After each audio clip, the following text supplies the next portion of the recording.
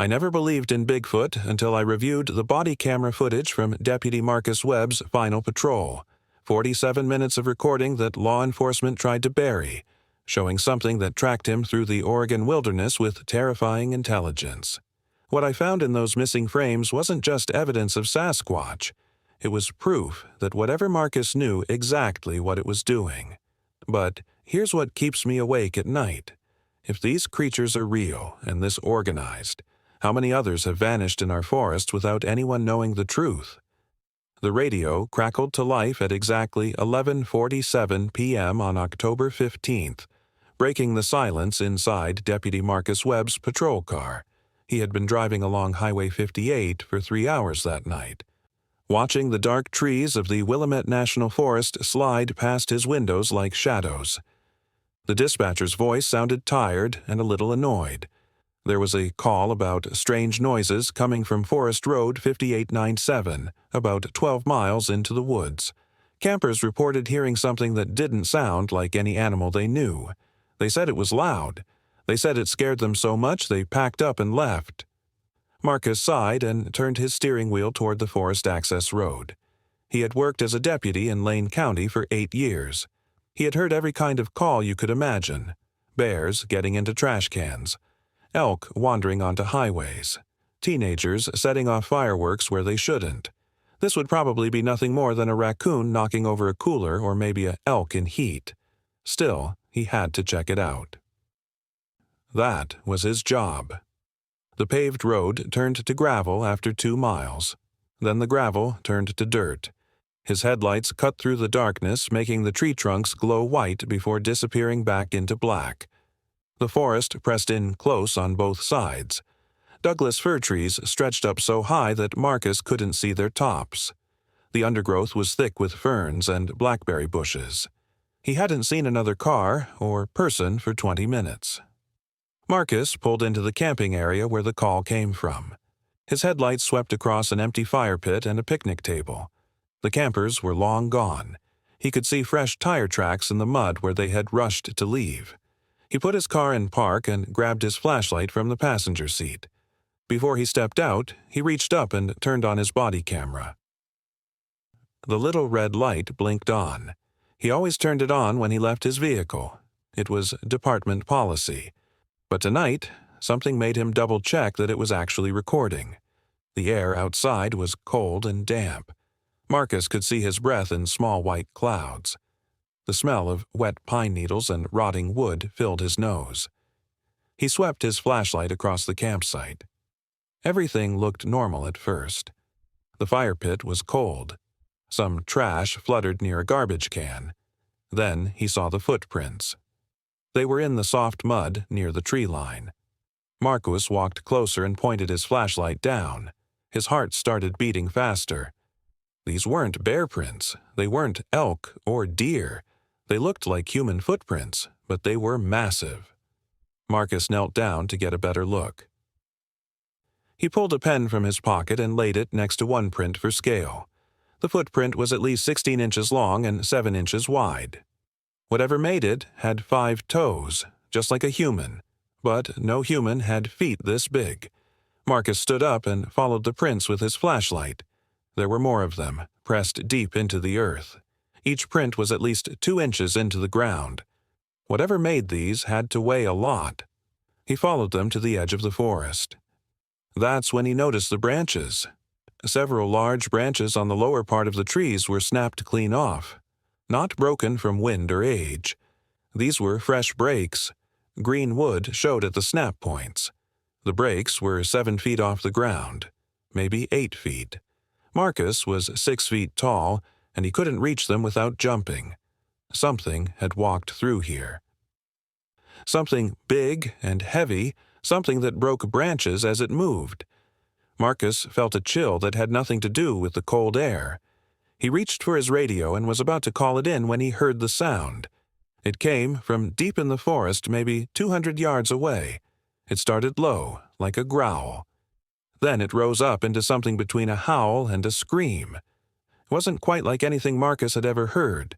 Not a bear, not a mountain lion, not an elk bugling. It had a strange quality to it, almost human, but not human. The sound made the hair on the back of his neck stand up. Marcus's hand tightened on his flashlight. His body camera was recording everything. The sound came again, closer this time, maybe only 100 yards away. He swept his flashlight into the trees but couldn't see anything past the first layer of trunks and brush. The darkness beyond seemed to swallow his light. He took a step forward, then another. He knew he should probably wait for backup. He knew he should call this in and let other deputies come help. But something pulled him forward. Curiosity, duty, maybe a little bit of pride. He had been doing this job for 8 years. He could handle whatever was out there. The forest floor crunched under his boots as he moved past the tree line. Ferns brushed against his legs. His flashlight beam bounced and swayed with each step. He could hear his own breathing getting louder. The beam caught something ahead. Movement, dark and massive. It was there for just a second between 2 large fir trees. Then it was gone. But Marcus saw it. Something tall. Something that moved on 2 legs like a person. But it was too big to be a person. Way too big. His camera had captured it too. Just a shadow. Just a shape. But it was there. Marcus stopped walking. His radio hung heavy on his belt. He should call this in now. He really should. But the words stuck in his throat as he stared into the darkness ahead, knowing that something stared back.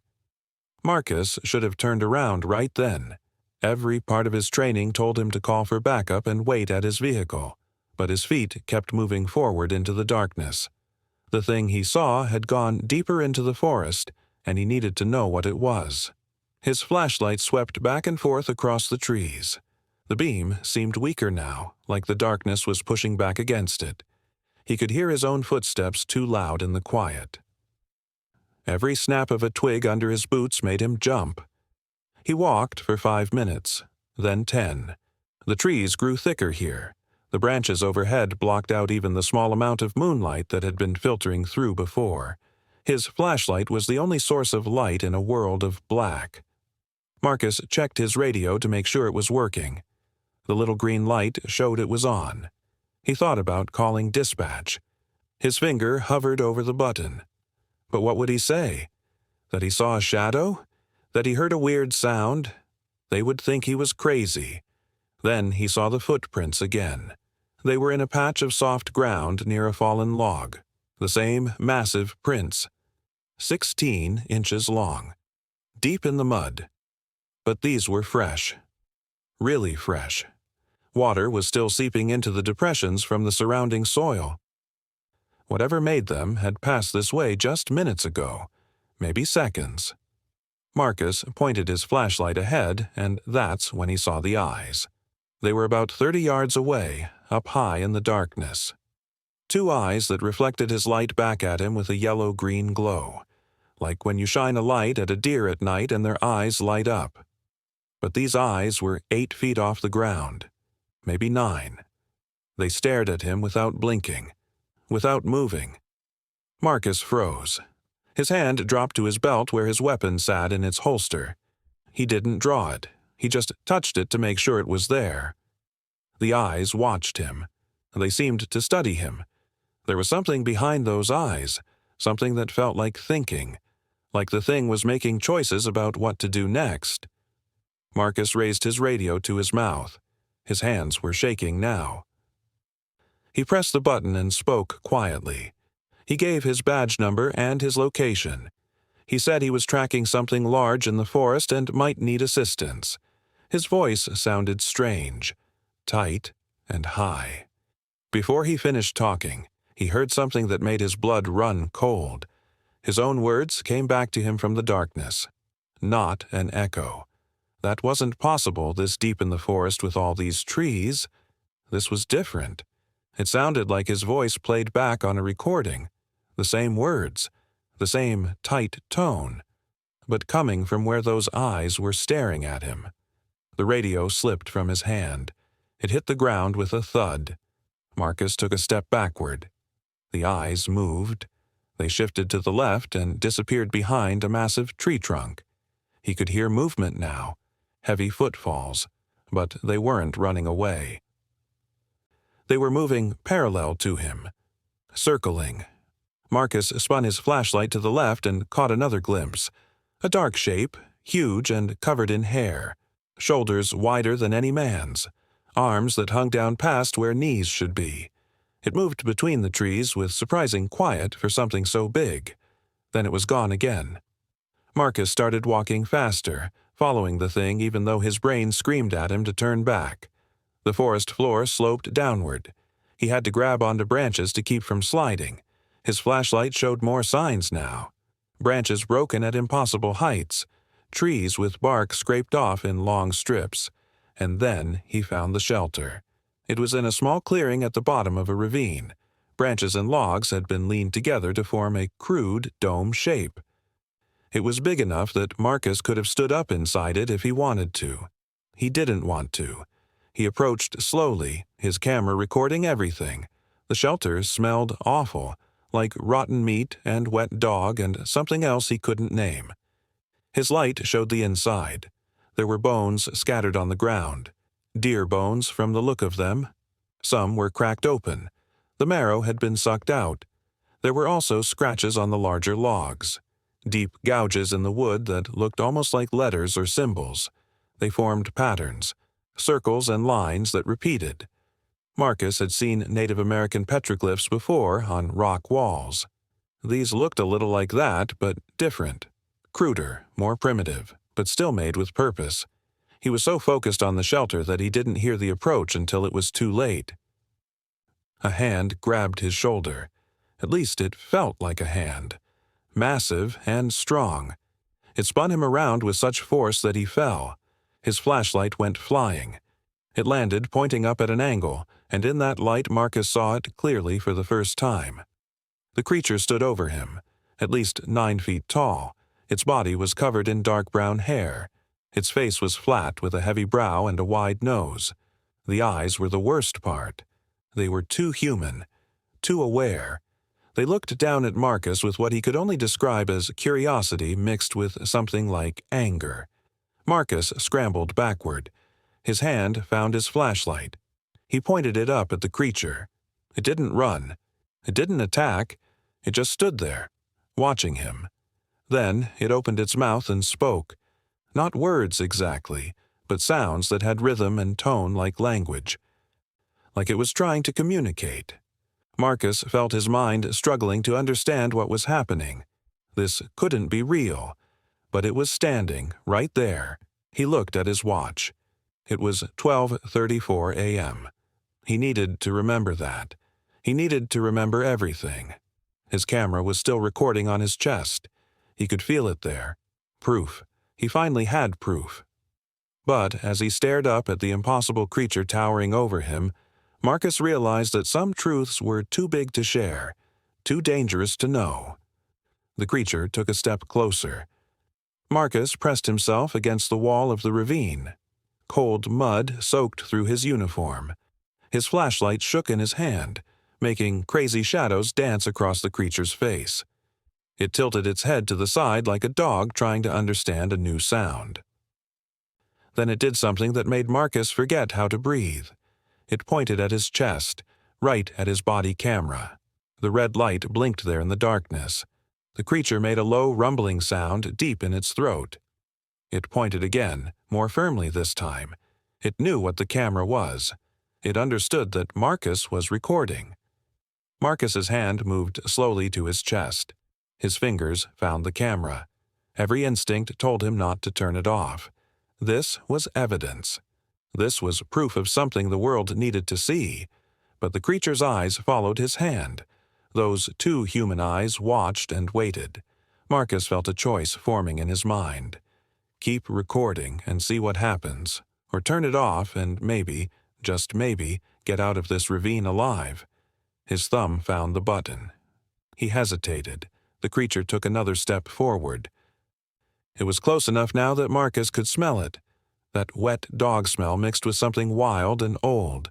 Something that had never been inside a building or near humans except to watch from the shadows. Marcus pressed the button. The red light went dark. But he knew the camera had a backup feature. It was still recording to internal memory even with the indicator light off.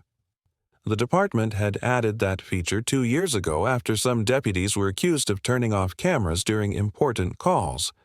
Marcus had never been so grateful for department policy. The creature seemed satisfied. It stepped back and made that rumbling sound again. Then it turned and walked away into the darkness. Just like that, it moved between the trees and disappeared as if it had never been there at all. Marcus sat in the mud for a long time.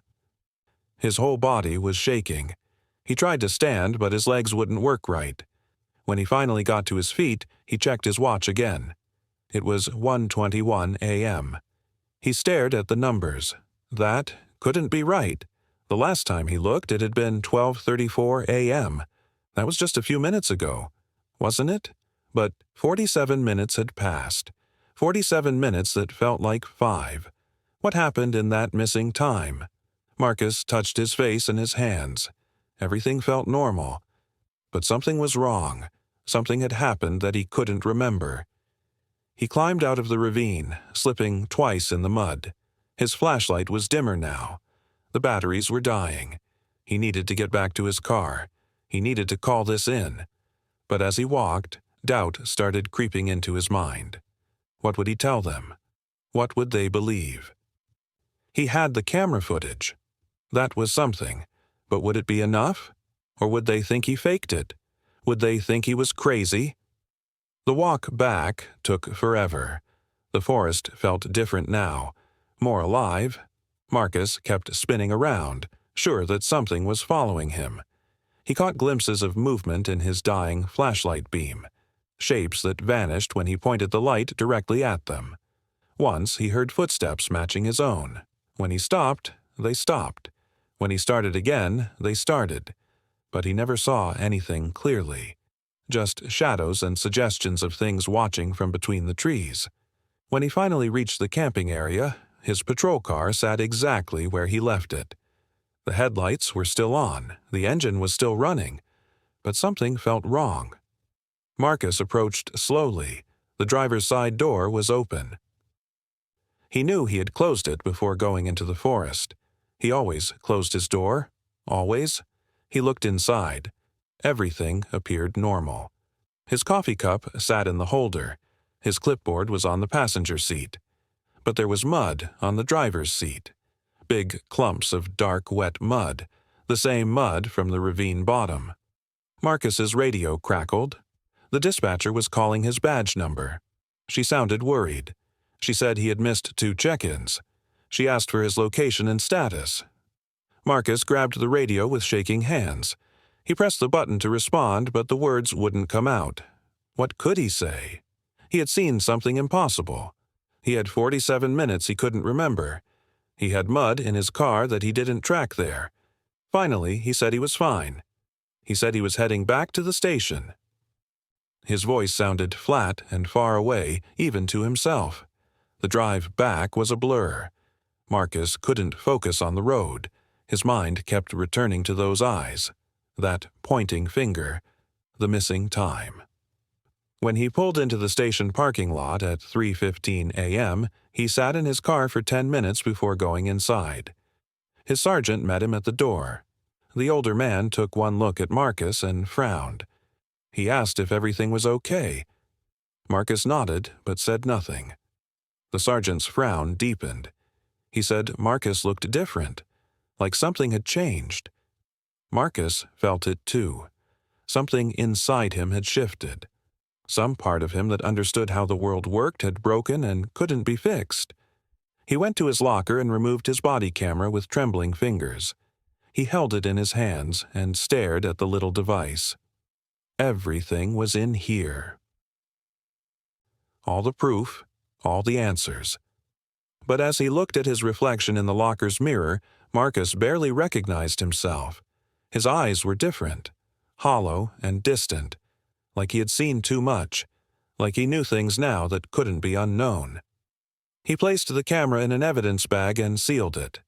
Then he sat down at his desk and tried to write his report. The blank page stared back at him. The cursor blinked. Marcus's fingers rested on the keyboard but didn't move. How could he possibly explain what happened out there in words that anyone would believe? Marcus never finished that report. He sat at his desk until sunrise, staring at the blank screen. When his sergeant came to check on him at 6:30 a.m., Marcus was gone. His patrol car sat in the parking lot. His gun and badge were on his desk. His body camera was in the evidence locker, sealed and tagged, but Marcus Webb had walked out of the station and never come back. The department started a search that same morning. They called his phone, but it went straight to voicemail. They went to his apartment. His car was there, but he wasn't. His bed hadn't been slept in. His coffee maker was cold. 3 days passed with no sign of Marcus. The search expanded into the Willamette National Forest. Dogs picked up his scent at the same camping area where he had responded to that call. They tracked him into the trees, following the same path he had taken that night.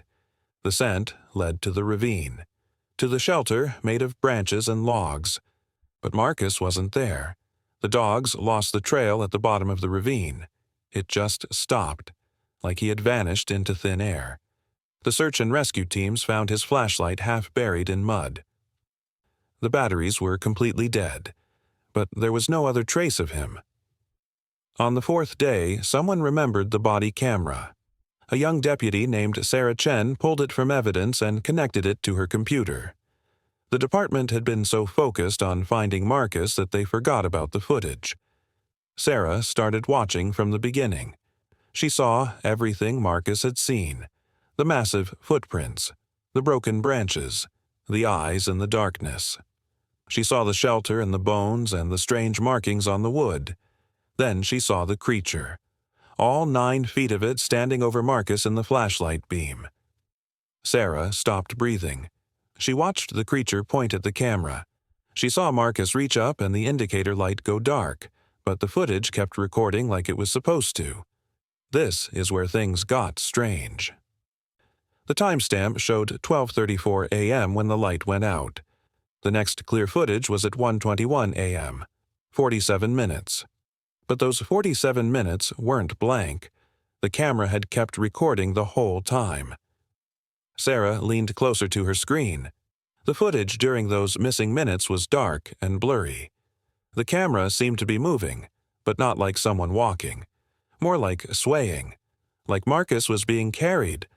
Sometimes the image would clear for a second or two. Sarah could see tree branches passing overhead. She could see stars through gaps in the forest canopy. Once, she saw what looked like a massive hand covered in dark hair holding the camera strap. Then everything would blur again. Sarah's hands were shaking now. She kept watching. The footage showed Marcus climbing out of the ravine, walking back through the forest, getting into his car. But something was wrong with the way he moved. His steps were too smooth, too deliberate, like someone learning to walk for the first time. At one point, Marcus stopped and looked directly at his body camera. He stared into it for a full 30 seconds. The look on his face made Sarah feel sick. It wasn't Marcus looking out from those eyes. Something else wore his face like a mask. Sarah called her sergeant immediately. Within an hour, 6 people crowded around her computer watching the footage. Nobody spoke. They all saw the same impossible things: the creature, the missing time, the wrongness of Marcus after he came back. The sergeant ordered the footage copied to 3 separate drives. He said they needed to send it to the state police, to the FBI. This was bigger than their small department could handle. But before they could do anything, something strange happened. All 3 copies corrupted. The files turned to static and random pixels. Even the original footage on the body camera started glitching. Within 24 hours, every copy of Marcus Webb's last recording was completely destroyed. All that remained were the handwritten notes from the 6 people who had watched it. The department tried to keep things quiet. They told Marcus's family he was missing under unknown circumstances. They filed reports with other agencies but left out the parts about creatures and missing time. The official story was that Deputy Marcus Webb responded to a call, went into the forest to investigate, and disappeared. It happened sometimes. The wilderness was dangerous. People got lost. That was the story they told. But the 6 people who watched that footage knew the truth. And the truth changed them. Sarah Chen requested a transfer 2 weeks later. She moved to a desk job in Portland and never worked patrol again. The sergeant retired early. The others developed problems, sleep issues, anxiety. One deputy started seeing things in the shadows that weren't there. Another became obsessed with missing person cases in forests across the Pacific Northwest. He found patterns. Dozens of people had vanished in similar areas over the past 50 years. Law enforcement, park rangers, hikers, all in dense forests, all without a trace. The cases were scattered across Oregon, Washington, and Northern California. Nobody had connected them before because they happened in different jurisdictions over many years. The deputy brought his findings to the FBI. They thanked him for his concern and sent him home. 2 months later, the federal government quietly purchased 17,000 acres of the Willamette National Forest. They closed it to the public for environmental protection reasons. They built fences and posted guards. Nobody was allowed in. The area included Forest Road 5897 and the ravine where Marcus had found the shelter. Local news barely covered the story. Within a year, most people forgot about Deputy Marcus Webb entirely. But there were some who remembered. The Kalapuya people who had lived in the Willamette Valley for 10,000 years had stories about the deep forests. They spoke of the old ones who walked on 2 legs but were not human. They called them the Watchers at the Boundary, the place where the human world ended and something older began. The elders said those boundaries must never be crossed. Those who crossed them never came back the same. Sometimes they never came back at all. Marcus Webb's body camera was destroyed in a fire at the evidence facility 6 months after his disappearance. The fire was ruled an accident. His case remains officially unsolved. His family still hopes he'll come home someday. But late at night, hikers in the Cascade Mountains sometimes report seeing a figure that looks like a sheriff's deputy walking between the trees. The figure is always too far away to see clearly. When people call out to it, it stops and turns. Then it walks deeper into the forest and disappears. The question nobody wants to ask is simple but terrifying. If Marcus Webb is still out there in those woods, is he still Marcus? Or did something else come back wearing his face, learning our ways, watching and waiting from the shadows while we pretend the wilderness holds no secrets we're not ready to face?